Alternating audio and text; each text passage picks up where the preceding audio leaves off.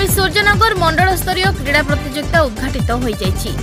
गंजाम जिला कवि सूर्यनगर मर्दराज हाईस्कूल परिसर में आज बीडीओ राजेंद्र कुमार नायक क्रीड़ा पताका उत्तोलन करने पर प्रतियोगी छात्र छात्री माने मशाल यात्रा करी हाईस्कूल पड़िया पहुंचवा पर मशाल को बीडीओ ग्रहण करथिले।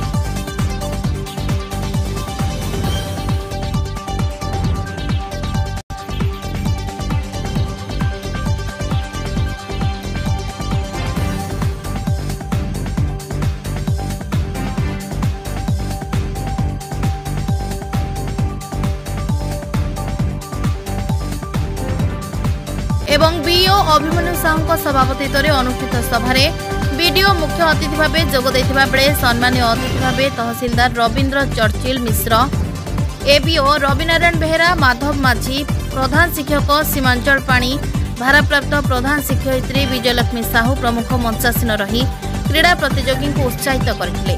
कार्यक्रम को प्रधान शिक्षक दिवाकर शतपथी संयोजना करथिबा बेले विभिन्न विद्यालयर क्रीड़ा शिक्षक माने उपस्थित रही प्रतियोगिता को परिचालना करथिले।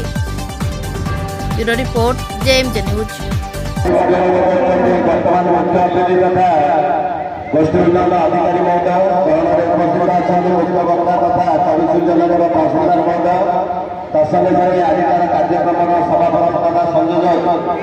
श्रीजुक्त